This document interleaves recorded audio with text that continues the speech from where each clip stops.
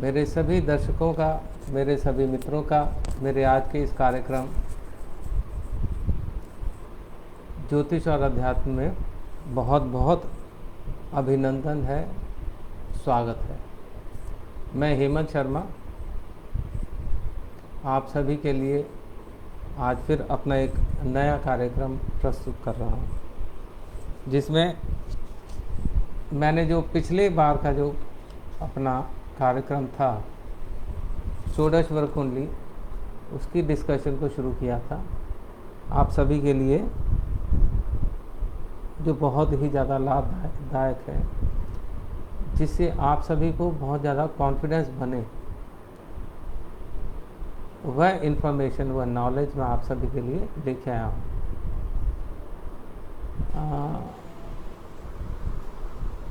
जब भी आप सभी लोग किसी एस्ट्रोलॉजर के पास जाते हैं तो वो आपसे बात करता है, आपकी कुंडली में ये अच्छा है, इसकी समस्या है, किस तरह देखता है। उसको और इलेबोरेट करने के लिए जब आप कहते हैं तो ज़्यादातर को मैंने ये सुना है कहते हुए, अच्छा पंडित जी आप थोड़ा सा और देख लीजिए, हम दोबारा आएंगे। मेरे साथ भी ऐसी बहुत बार हुआ है कि और देख लेना, दोबारा डिटेल से देखना ब्राह्मण के लिए बहुत मुश्किल लगता है कई बार जब मैं देखता हूँ तो। परंतु मैं जब हमें वैदिक एस्ट्रोलॉजी पढ़ाई जाती है तो उसमें कुंडली का एक महत्वपूर्ण हिस्सा है 16 कुंडलियाँ। उस 16 की 16 कुंडलियाँ देख के उसके बाद जो प्रश्न करता है उसके प्रश्न का जवाब देने के लिए हमेशा इस फिराक में रहता हूँ, लेकिन ज़्यादातर लोग मुझे इतना समय दे नहीं पाते। मैं आज सभी को ये बताना चाहता हूँ कि ये 16 कुंडलियाँ हैं क्या। हमें जब पढ़ाया जाता है उसमें भी ये जो षोडश वर्ग, षोडश मैंने 16 संस्कृत का शब्द है, षोडश वर्ग मैंने इसके डिफरेंट टाइप्स, एक कुंडली से 16 कुंडलियाँ बनाते हैं, और यानी 16 चीज़ें हम एक ही समय में देख सकते हैं।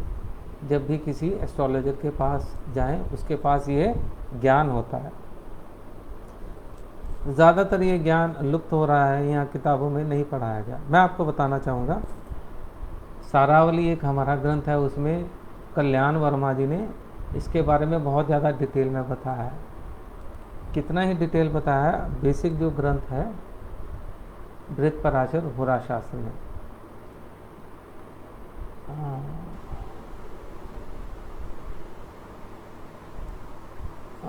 दर्शक जो है जुड़ना शुरू हो गए, सभी का बहुत बहुत स्वागत है मेरे इस कार्यक्रम में।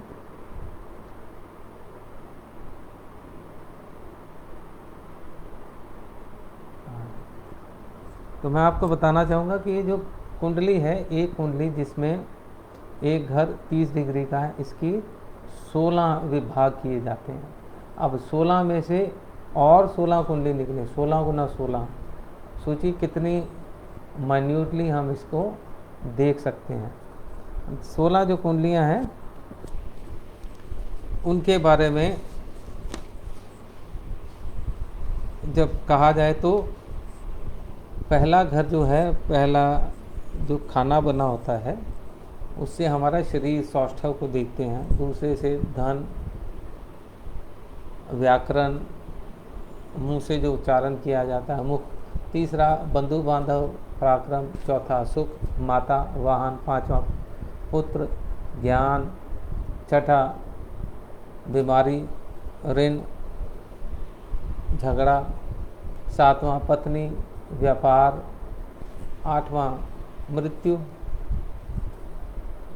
गड़ा हुआ जो है आपका धन, पिछले जन्म के कर्म किस प्रकार के, पिछले जन्म के आपके सुख और मृत्यु का कारण। नवा घर आपका धर्म कर्म, धर्म कर्म के साथ आपकी हायर एजुकेशन, चौथे के साथ भी पढ़ाई, नौवें के साथ भी पीएचडी वगैरह जो करते हैं, तो स्कूलिंग, फिर कॉलेज, फिर यूनिवर्सिटी की एजुकेशन, वो नौवां घर आपके पिछले जन्म के पुण्य कर्म।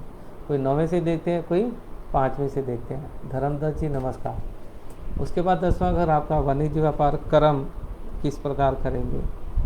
11वां घर लाभ, 12वां घर हानि यानी शरीर की हानि, मृत्यु किस प्रकार होगी। 8वें और 12वें से ये बताते। लेकिन और 16 कुंडलियां हैं, वो क्या बताती हैं। जैसे अगर हम एग्जांपल लें, चौथा घर है, फोर्थ हाउस, वो माता का है, वाहन का है, उसका कारक चंद्रमा है, शुक्र भी है। और इसके प्लेन्स हैं, जो पहला प्लेन है 60 कुंडलियाँ, जो उनका एक 12-12 का चक्कर है, 12 के चक्कर के बाद दूसरा चक्कर शुरू हो जाता है, जिसको हमने कैलकुलेट करना है ज्योतिषाचार्य ने। तो हमारे एस्ट्रोलॉजी के स्टूडेंट, उनको ये समझ आएगी, दर्शकगण के लिए बस मोटा मोटा आप समझ लीजिए कि पहला फिजिकल प्लेन है, दूसरा कॉन्शियस, इंसान की कॉन्शियसनेस किस तरह की है, और इंसान की तरह सोचता है, मनुष्य की तरह, राक्षस की तरह, या किस प्रकार। ये जब गुण मिलान करते हैं पति पत्नी के, उसमें ये देखा जाता है। 3 तरह के होते हैं, आगे मैं आपको बताऊंगा इसके बारे में। दूसरा कॉन्शियस का, तीसरा सब कॉन्शियस का, उसके दिमाग में क्या चलता है, सब कॉन्शियस माइंड में क्या चलता है। देखने में अच्छा, मैं बहुत बढ़िया आपसे बात कर रहा हूँ, मेरे कॉन्शियस मेरी है या नहीं है, और सब कॉन्शियस में किस तरह की है। मेरे पास जब लोग आते हैं, क्या मैं उनकी जेब की तरफ देखता हूँ, या मेरा अध्यात्म की तरफ है। ये कुंडली से इंसान के बारे में सब कुछ जाना जा सकता है। चौथा है सुपर कॉन्शियस, उसके ऊपर, और 5वीं है सुपरा कॉन्शियसनेस लेवल, वो बहुत ज़्यादा महीन, यानी एक कुंडली की 60वीं डिवीज़न, 60वीं डिवीज़न, 30 को 60 से डिवाइड कर कीजिए, 30 डिग्री की जो है 60वीं डिवीज़न कितनी होगी, आधी डिग्री से भी कम। तो प्लैनेट कहाँ पे कितना मूव कर रहा है, उसकी सभी की डिटेल्स हमारे ज्योतिषाचार्य उन्होंने बना के हमें दी थी, जो हम कालांतर में भूल गए। एनी हाउ, मैं उन्हीं जो डिविजनल चार्ट्स हैं उनके बारे में आप सभी को बताना चाहता हूँ। हमारे जो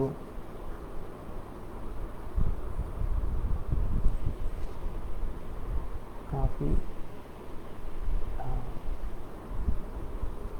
जितने भी दर्शकगण जुड़ रहे हैं, उन सभी को मैं बार बार हार्दिक नमस्कार करता हूँ। अपने होने का कुछ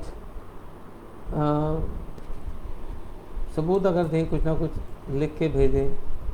धर्मदत्त जी ने नमस्कार भेजा, मैं भी आप सभी को नमस्कार कहता हूँ सर। लीजिए,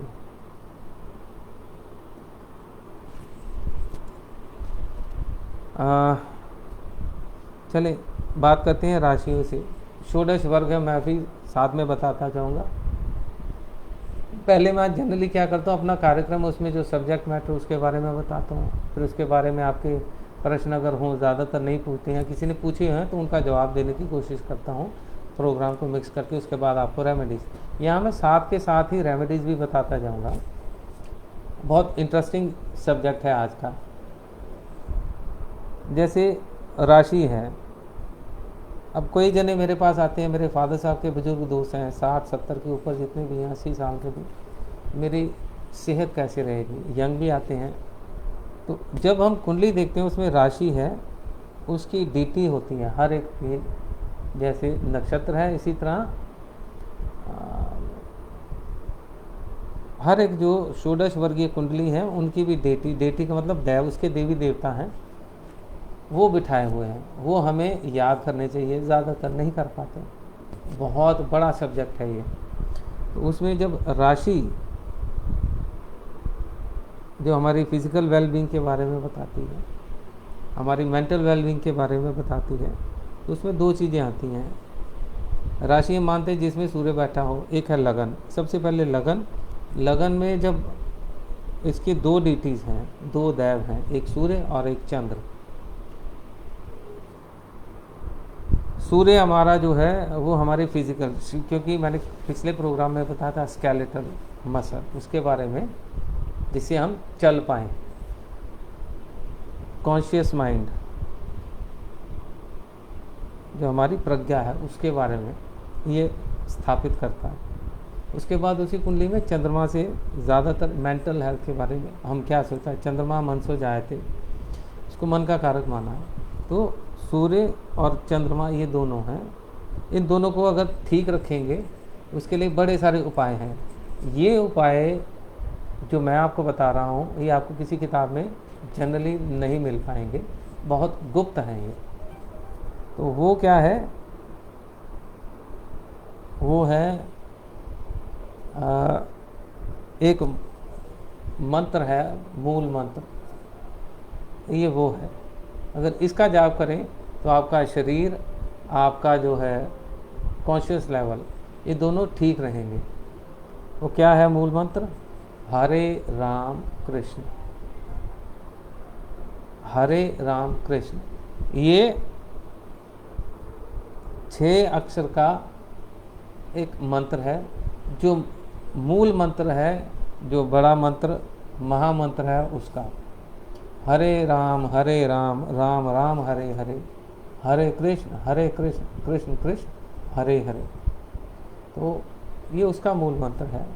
ये जाना जाता है जनक षडाक्षर मंत्र के नाम से। राजा जनक ने जो मंत्र को बनाया, या जनक षडाक्षर मंत्र, तभी से बोला जाता है। तो जब इसका जाप करेंगे हमारा शरीर, हमारा मन दोनों ठीक रहेंगे। षोडश वर्ग में दूसरी आती है होरा कुंडली। होरा कुंडली से हम देखते हैं किसी के पास कितना पैसा होगा। सूर्य और चंद्रमा के ग्रुप के जो ग्रह हों किस तरीके से पड़े हुए हैं कि हमें फिजिकल इस दुनिया में किस तरह वो परिवार के साथ जोड़कर रखते हैं। क्या कोई मेंटल जो है लेवल उस पर प्ले करता है, या फिजिकल इस दुनियावी तौर तरीकों में। अगर वहाँ पे कहीं गड़बड़ी लगती है तो उसके लिए क्या करना चाहिए? जैसे सूर्य के जो मित्र हैं बृहस्पति, मंगल, 2 हैं, वो चंद्रमा की होरा में अगर चले जाते हैं तो वो दोनों दिग्बली हैं, दिन के बली हैं, वो रात्रि वाली जगह में चले गए तो उनकी जो है प्लानिटरी पोजीशन उतनी स्ट्रांग नहीं रह जाती। उसके कारण होने वाली दिक्कतें हैं, उनको हम दूसरी कुंडली में ढूंढते रहते हैं। मंगल बहुत बढ़िया पड़ा हुआ है, लेकिन ये नहीं देखते कि वो उसकी होरा में है, उसके कारण हमें पैसे की दिक्कत आती है। तो उसको ठीक करना है तो उसके लिए क्या मंत्र जपना चाहिए, क्या उपाय करें? छोटा सा मंत्र, फिर यही जनक षडाक्षर मंत्र, ओम हरे राम कृष्ण, इस मंत्र का जाप कीजिए और इससे आपको सारी समस्याओं से छुटकारा शनै शनै धीरे धीरे मिलना शुरू हो जाएगा। उसके बाद हमारी आ जाती है तीसरी कुंडली। जो तीसरी कुंडली है वो है D3 द्रेशकान। द्रेशकान, इसके जो देव हैं वो 3 हैं, श्री नारद, अगस्त्य और दुर्वासा जी। हम इसमें भी 3 चीज़ें आती हैं। देखिए, चर, स्थिर, द्विस्वभाव, 3 तरह की ये कुंडलियाँ या लगन माने गए हैं। ऑड, चर, स्थिर 2 और द्विस्वभाव जो जैसे मर्जी करें।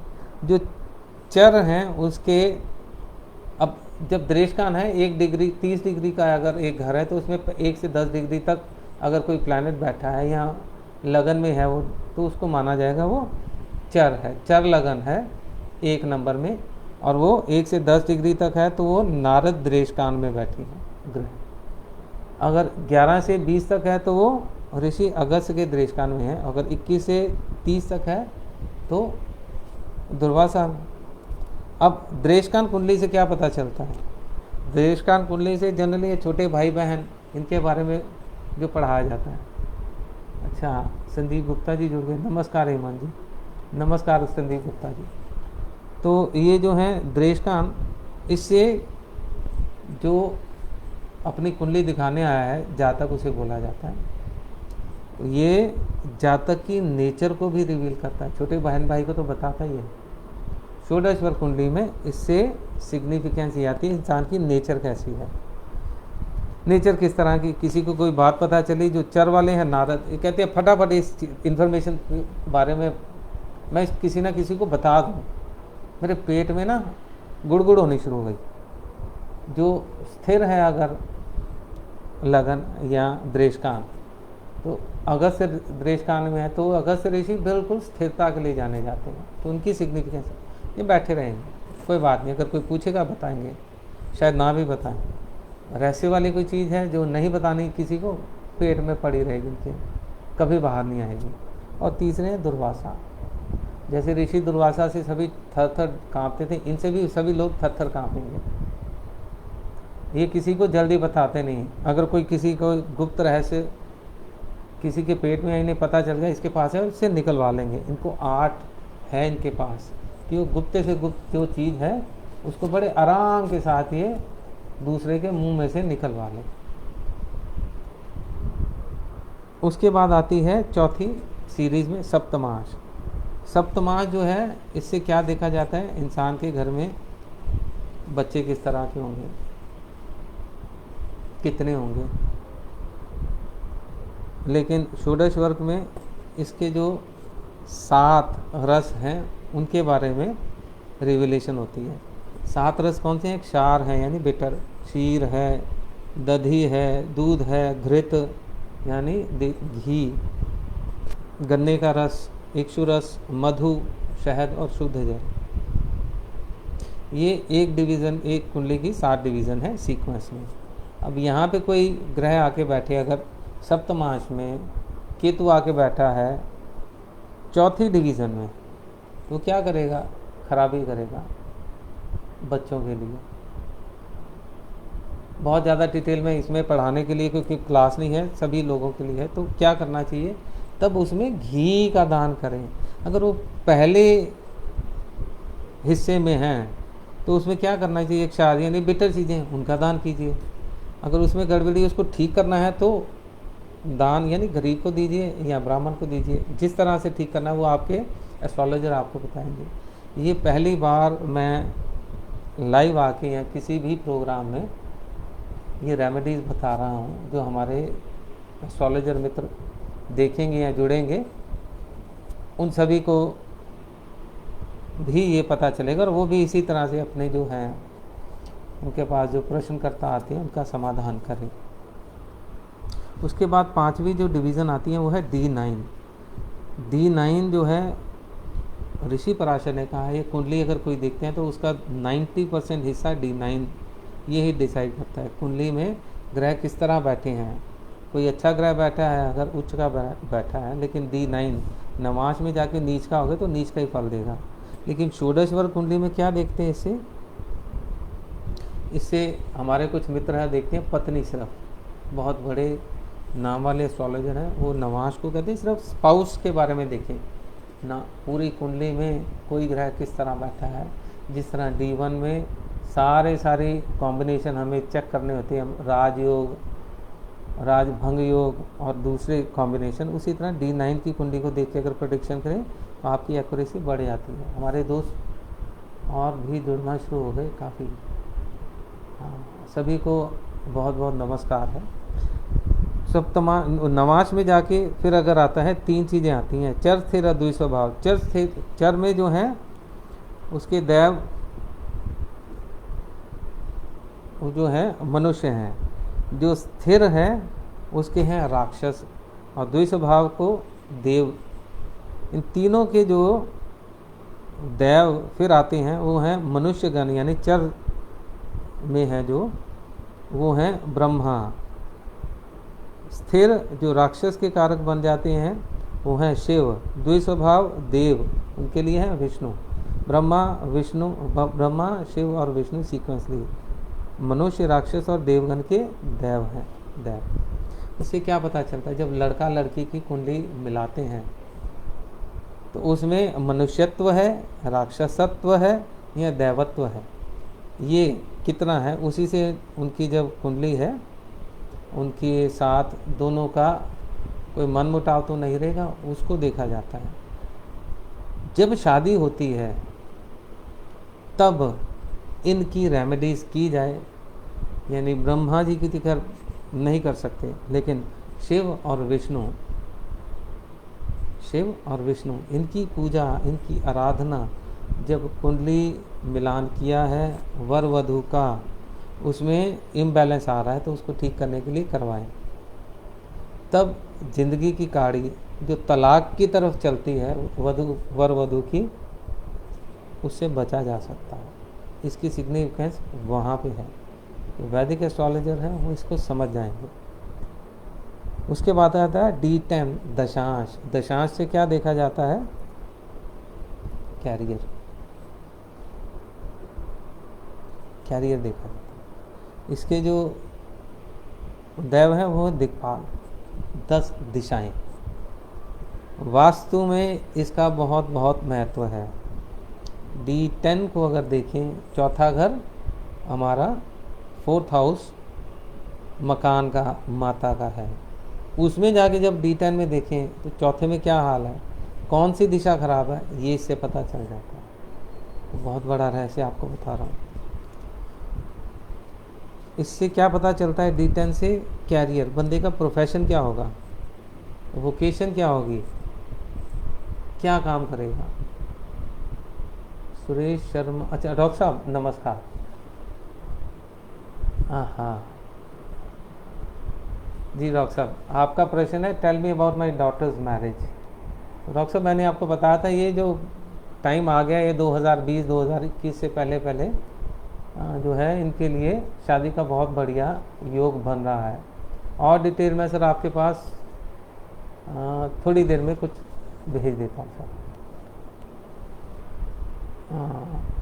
राइट। उसके बाद आता है D12। D12 को बोलते हैं द्वादशांश। इससे क्या पता चलता है? जनरली देखते हैं अगर किसी को और के पास जाएंगे एस्ट्रोलॉजर, वो कहेगा इससे माता पिता के बारे में, उनकी सेहत के बारे में देखा जाता है। मेडिकल एस्ट्रोलॉजी में इसकी बहुत सिग्निफिकेंस है। क्या सिग्निफिकेंस है, क्यों सिग्निफिकेंस है? कारण है इसका लाइनेज, इनहेरिटेंस। इनहेरिटेंस में आप क्या क्या लेके आए हैं अपने पास। इससे जो लाइनेज है, इसको संस्कृत का शब्द है गोत्र, उसके बारे में बताया जाता है। अच्छा डॉक्टर साहब ने भेज दिया डिटेल। मैं डॉक्टर साहब अभी आपको बताता हूँ। ये लीजिए,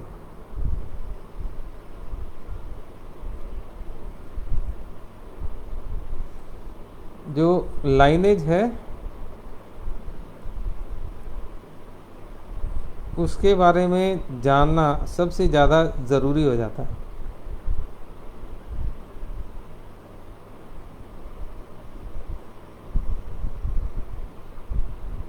ये सर जो आपने भेजी है 17 दिसंबर 1993,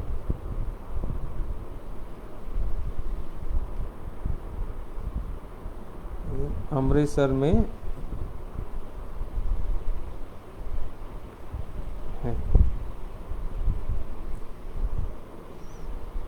लीजिए,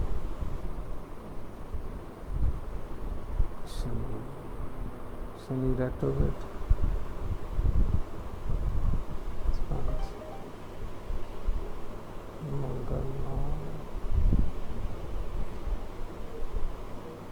मंगल खरे दंगल, मंगल 12, यानी ये यहाँ से नेटिव मंगल होके जा चुका है। सर आपको मैंने पहले भी बताया था, ये जो हैं बृहस्पति 12, 11, 10, ये अगले आने वाले 6 महीने के अंदर अंदर, 6 से 8 महीने, 5, 1, 2, 3, सर 3 महीने से लेके 6 महीने रह गए हैं सर। तो आप तैयारियां जो हैं बेटी की शादी के लिए रखें। डॉक्टर साहब ये तो मैंने आपको पहले भी इनके बारे में बताया था। ये नवंबर दिसंबर के आपसे लीजिए, सूर्य का है, ये सन ट्रांजिट में है, तो 27 डिग्री, 6, 1, 2, 3, 4, वीनस की डिग्री 19। डॉक्टर साहब अप्रॉक्सीमेटली 85 to 90 डेज़ के अंदर अंदर आपकी बेटी की जो एंगेजमेंट है, प्रोबेबली शादी भी होने के चांसेस बहुत ज़्यादा प्रबल हैं।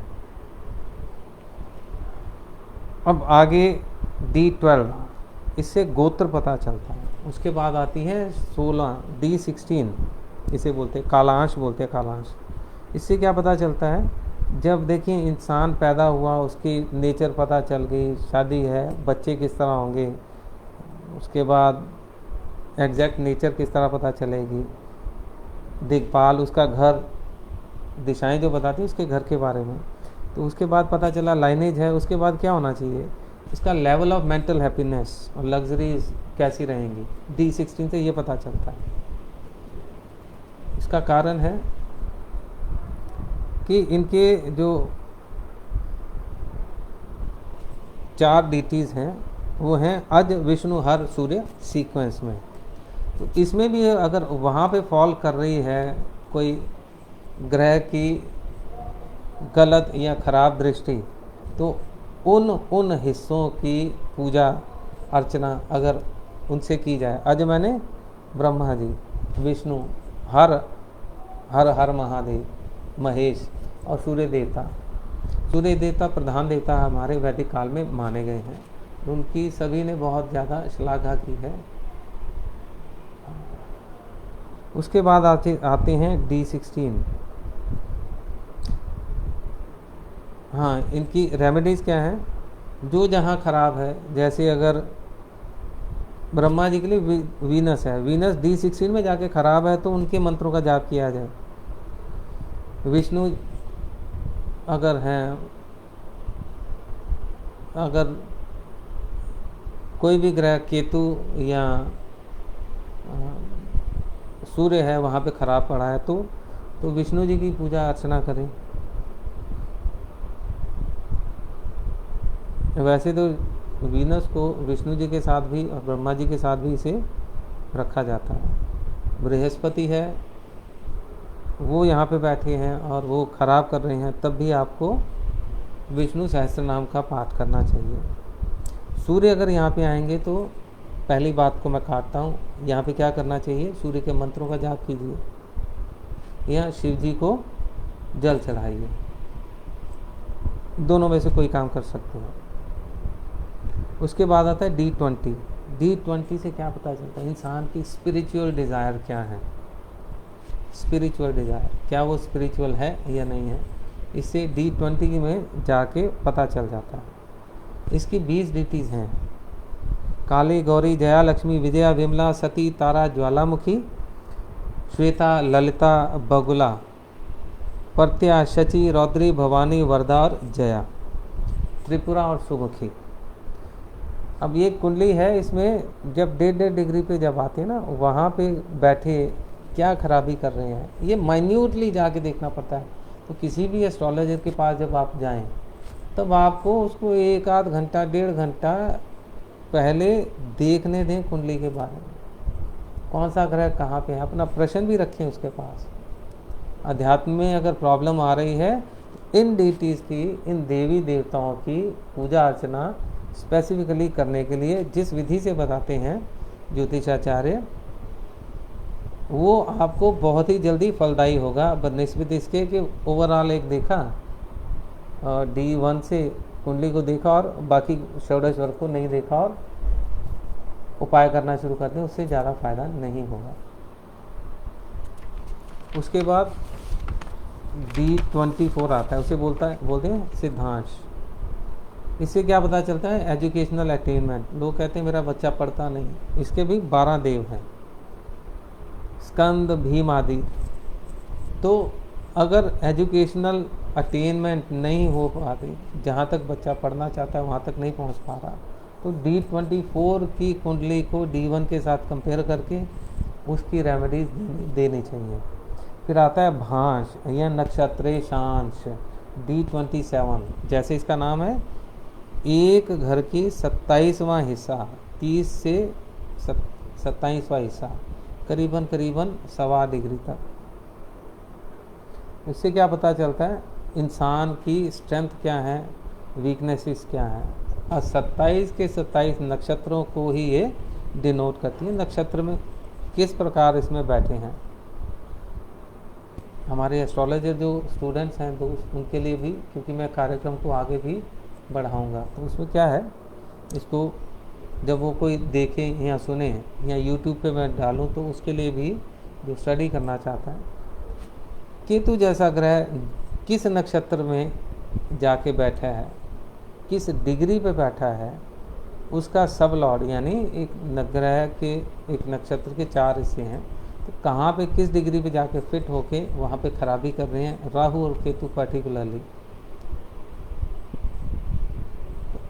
उन चीज़ों की पूजा अर्चना, गरीबों को दान, ये अगर करें तो आपके लिए ये सिद्ध फलदायी होंगे, इसके बुरे इम्पैक्ट उनसे बचा जा सकेगा। उसके D27, उसके बाद 27 के बाद प्रेषांश आता है D30। D30 क्या करता है, ये हमारे इविल जो हैं ज़िंदगी में वो क्या हैं, क्या क्या हमारे साथ बुरा घटित हो सकता है उनको बताता है, कैरेक्टर जो है उनके बताता है। इनके 5 लॉर्ड्स हैं, मंगल 5 डिग्री तक, शनि 5 डिग्री तक, बृहस्पति 8 डिग्री तक, बुध 7 डिग्री तक और शुक्र 5 डिग्री तक। ये ऑड से शुरू होता है, 1 से। अगर 2 नंबर लगन आ जाए तो ये उल्टा हो जाता है, शुक्र बुध बृहस्पति शनि मंगल, इस तरह इसकी उल्टी सीक्वेंस होगी। तो वहाँ पे कोई ग्रह बैठा क्या खराबी कर रहा है, उसके लिए ये देखा जाता है। किसके लिए, ज़िंदगी में कितने इविल्स आएंगे।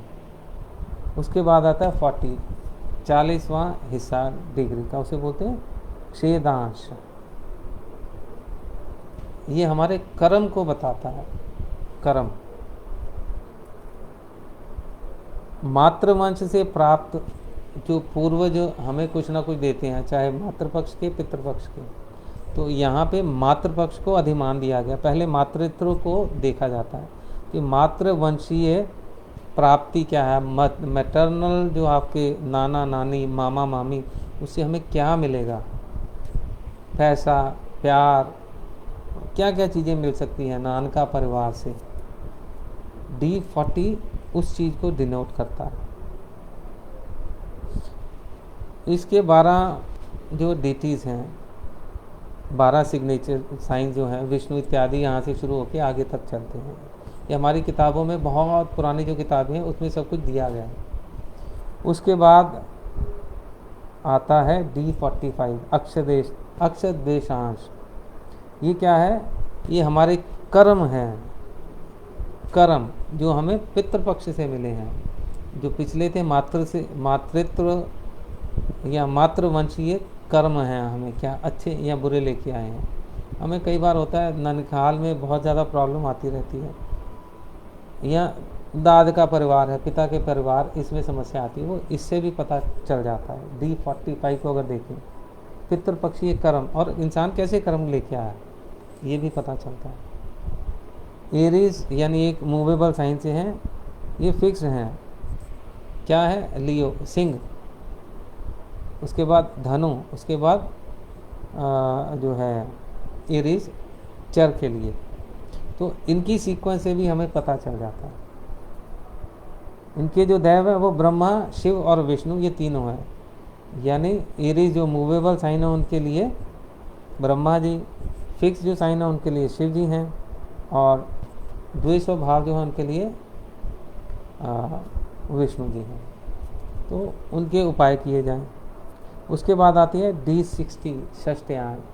बृहद पराशर होरा शास्त्र में महर्षि पराशर ने जो बलाबल जो काउंट करते हैं उस पर सबसे ज़्यादा अधिमान जो दिया है ना, 60 पॉइंट होते हैं, इनमें से 20 पॉइंट D60 को काउंट करने के लिए दिए। इससे क्या पता चलता है, इससे हमें पता चलता है जो हमारे कर्म हमने इनहेरिट किए हैं, हमारे पिछले जन्म के जो कर्म थे उनसे क्या हम अच्छाई या बुराई उस पथ पे चल रहे तो क्या उनको इनहेरिट कर रहे हैं अपने ही कर्मों के कारण। जैसे मैं अपने दूसरे के बारे में तो क्या बताऊंगा, अपने बारे में बताता हूँ। मैंने पिछले जन्म में अगर कोई चंडाल का काम किया है तो उसमें क्या, मैं चंडाल का मतलब बुरे कर्म किए, लोगों को तंग करना और हर वक्त शराब पीना या पिलाना, मार कुटाई करते रहना, किसी को भी कोई इज्जत नहीं करना, ऐसे बहुत सारे लोग आपको मिल जाएंगे। तो क्या वो छोड़ के मैं भगवान की तरफ लगा या और ज़्यादा बुराई की तरफ लग गया। लोगों को बेचना, लोगों के अंग निकाल के बेच देना, ये सभी बुरे कर्मों की तरफ ले जाते हैं, कंटिन्यूएशन होती है पिछली जो कर्म है उसको देखना हो तो ये सारी चीज़ें हैं। केपी एस्ट्रोलॉजी वाले वो भी कहते हैं हमने किया इसको। बृहत पराशर रोरा शास्त्र में बहुत बढ़िया तरीके से बताया, उससे ज़्यादा कल्याण वर्मा जी ने सारावली में बहुत जगह इसकी एनोटेशन में बताया।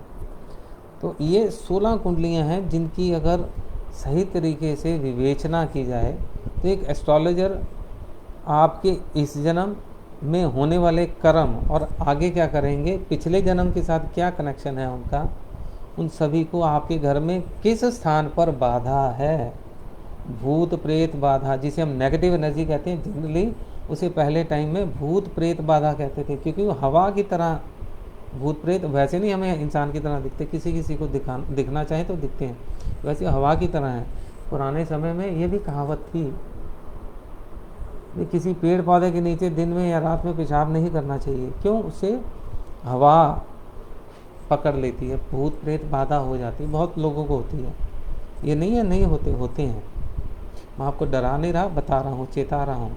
हमारी जो मान्यताएं हैं उनको हम भूल गए और उल्टी तरफ चलना शुरू हो गए। पॉजिटिविटी नेगेटिविटी, पॉजिटिविटी दैवत्व है, भगवान की तरफ हमारा मन, हमारी इंद्रियां वो लग जाना, हमारा विवेक जागृत होना, वो पॉजिटिव चीज़ें हैं।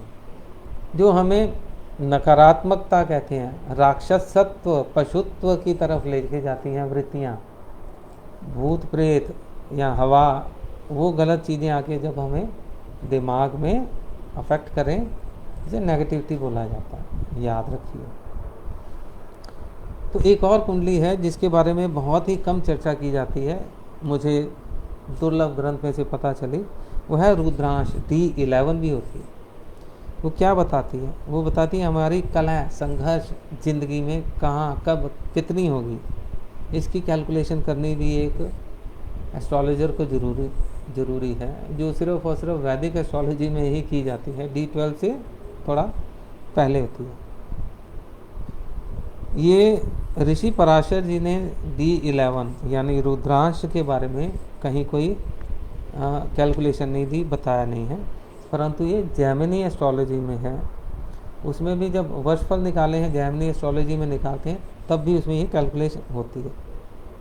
इनकी कौन सी डेटीज हैं, इनके देव कौन से, 12 हैं, 12 के 12 रुद्र हैं। कपाली रुद्र से लेके कपाली तक इनकी सीक्वेंस है।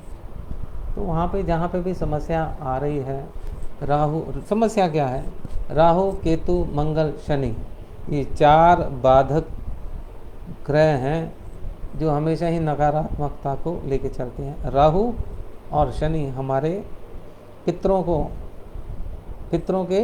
को यानी जो मृत्यु को प्राप्त हो गए हैं, चाहे हमारे पिता हैं चाहे वो दादा हैं, उनसे भी ऊपर वाली लाइन परदादा लकड़दादा, उनको रिप्रेजेंट करते हैं, खास करके दादा से ऊपर वाली लाइनेज को राहु।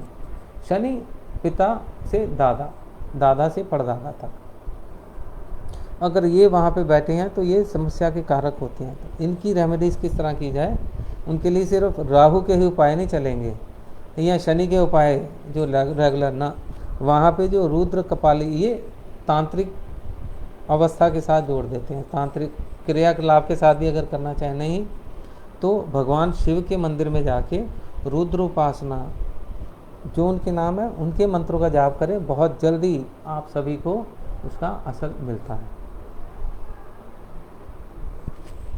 आखिर में जो मेरा फेवरेट है लोगों के लिए, मैं आपको बताऊंगा एक मंत्रों की श्रृंखला,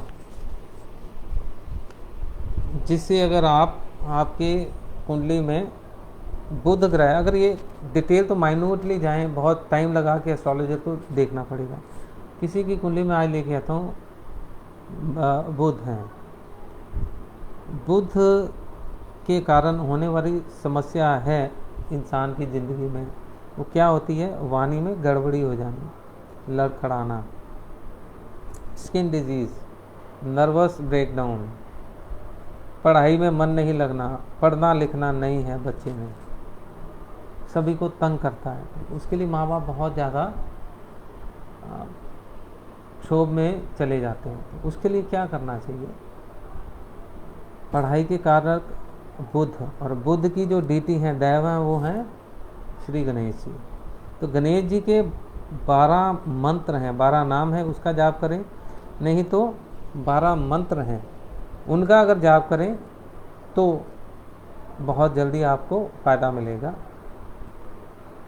कंपटीशन में आप बैठे हैं, आपको बुध के कारण समस्या आ रही है, तो बुध आप अपनी अपनी कुंडली निकाल लें, उसमें देखें कौन से ग्रह में बैठे हैं। जो कुंडली में सबसे पहला माथे पे ग्रह होता है, जैसे ये कुंडली है, मैं आपको दिखाता हूँ, ये देखिए, तो इसमें मैं लेके आता हूँ ये जहाँ पे सबसे पहले लिखा हुआ 4, वो है नंबर पहला घर, उसमें अक्षर लिखा हुआ 4, उसके बाद 5, 6, 7 इस सीक्वेंस से चल रही। जहाँ पे लगा के मैंने रखा हुआ है 6 नंबर, उसको अगर मान ले बुध है तो तीसरे घर में बुध बैठे हैं। जहाँ पे 4 लिखा है वहाँ पे अगर बुध हैं तो पहले घर में। अगर पहले घर में बुध बैठे हैं और समस्या का कारक हैं तो एस्ट्रोलॉजर आपको आराम से बता देंगे। तब क्या किस मंत्र का जाप करना चाहिए? ओम वक्रतुंडाय नमः। अगर वो दूसरे घर में है तो ओम एकदंताय नमः। तीसरे घर में है तो ओम कृष्ण पिंगाक्षाय नमः। चौथे घर में है तो ओम गजकाय नमः। गजकाया, गज केसरी योग भी बनता है ना, इसीलिए है। 5वें घर में अगर बैठे हैं तो ओम लंबोदराय नमः। 6ठे घर में है तो ओम विकटाय नमः, इनका कनेक्शन भी बताऊंगा। 7वें घर में है ओम विघ्न राजाय नमः। अगर 8वें घर में है तो ओम धूम्र वर्णाय नमः। अगर 9वें घर में है, जो हमारे किस्मत का घर है, धर्म कर्म का घर है, उसमें बुध नहीं है, तब भी बुध की शुभता को बढ़ाने के लिए, उनको 9वें घर के साथ कनेक्ट करने के लिए तब भी ये मंत्र पढ़ सकते हैं, ओम भालचंद्राय नमः। अगर बुध 10वें घर में है तो ओम विनायकाय नमः। 11वें घर में है तो ओम गजपतये नमः। और अगर 12वें घर में है तो ओम गजाननाय नमः। इन 12 के 12 मंत्रों का 12 घरों में क्या कनेक्शन है, ये मैं अगले कार्यक्रम में आप सभी को बताऊंगा। और मेरे किसी भी दर्शक को कोई प्रश्न पूछना है, कोई समस्या अगर पूछना चाहते हैं तो मैं आपके समक्ष हूँ थोड़ी देर के लिए, क्योंकि मेरा ये कार्यक्रम ऑलरेडी करीबन 43 मिनट का हो चुका है। अगर किसी को अपना प्रश्न पूछना है तो मुझे आप अपना प्रश्न प्रेषित कर सकते हैं। मेरा मोबाइल नंबर तो यहाँ दिख रहा है, अगर ना भी हो, भूल जाएं तो मैसेंजर पे भी भेज सकते हैं। मैं आप सभी के प्रश्नों का, उनका समाधान करने के लिए तत्पर हूँ और अपने आप को बहुत ज़्यादा भाग्यशाली मानूंगा अगर मैं आपके किसी भी कार्य आ सका। आज के इस कार्यक्रम को मैं यहीं पे विराम देना चाहूँगा। जय श्री राम।